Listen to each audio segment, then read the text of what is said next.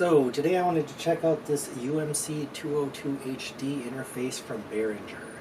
It's a 2 XLR input, 1/4 inch combo jack setup. Unlike its bigger cousin, it does not have the MIDI ports on the back, but I don't think I have any hardware that uses MIDI anymore. Or it uses USB instead, so I guess that wasn't really lost for me, but I'm assuming everything else but that is almost the same with this model. In fact, the whole line probably works very similar, so I'm going to unbox it and load it up in FL Studio and maybe some other programs and see how it works out. Alright, so let's crack this guy open. It's got all the details on the outside. And, alrighty. Well, looks like we got some tape, so let's cut that up there.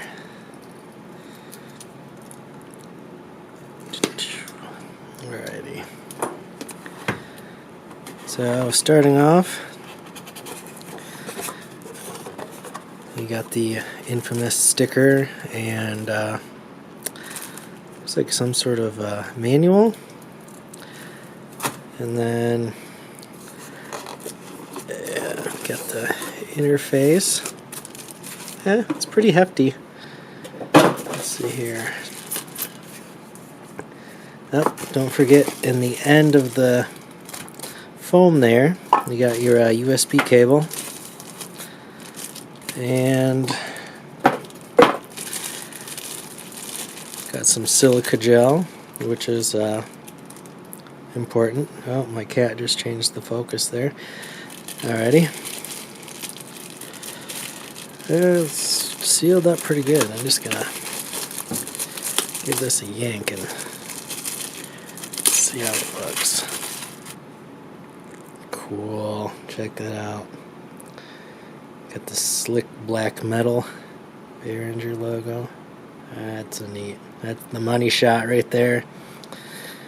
And like I was saying, unlike its slightly older brother, you don't have the 2 MIDI inputs. If that's worth it to you, I think it's $25 difference. One thing that kind of bugs me is this takes 1/4 inch outputs.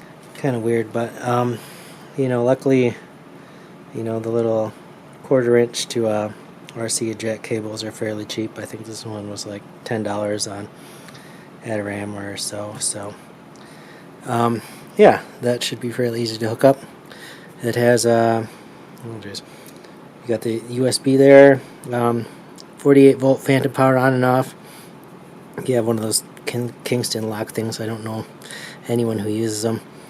You got separate gain adjustments for each channel, and with this one over the Scarlett Solo, I rather like that there's 2 XLR 1/4 inch combo jacks for about the same price, or actually maybe even a little bit more.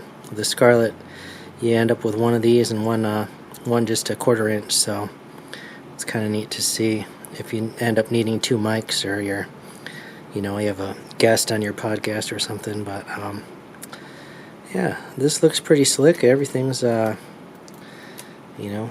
snazzy looking, so I'm gonna have to get this hooked up and see how it works out.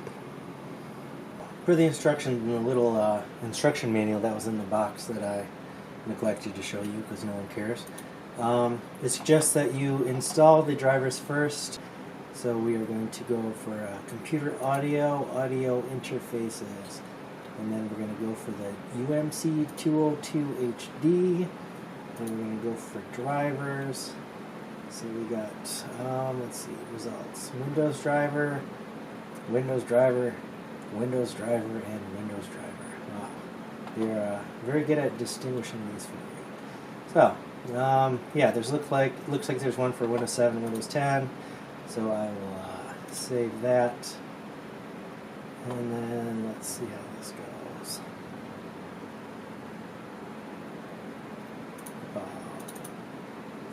So we got the looks like a PDF document with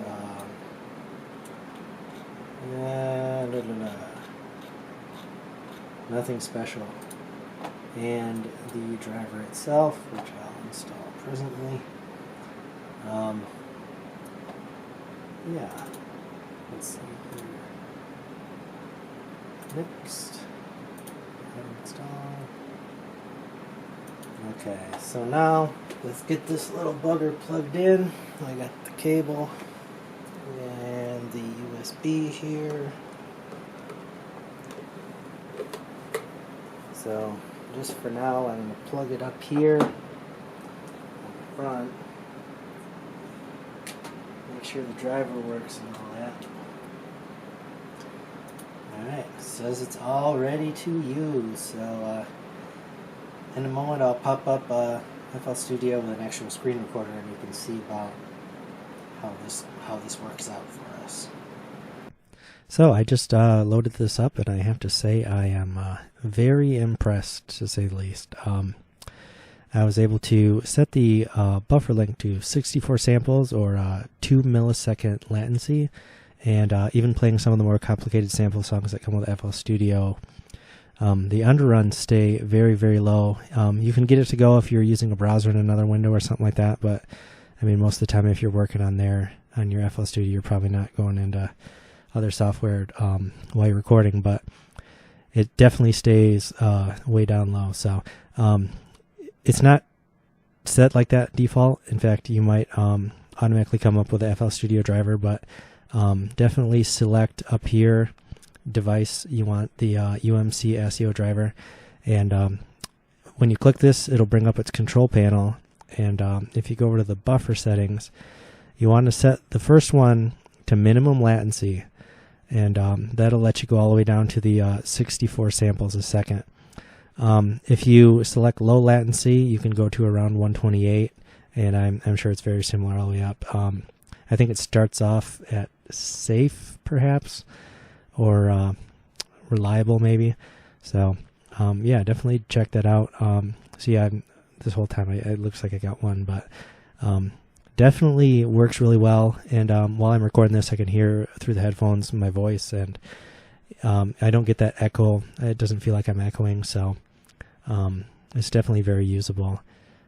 So I would say highly recommended. Yeah, definitely give it a check out. It was about $60 or something like that. I mean, it's a steal. I used to get, about this with a, I think it was a $400 M audio card, one of the 1010 LT, I think it was. Yeah.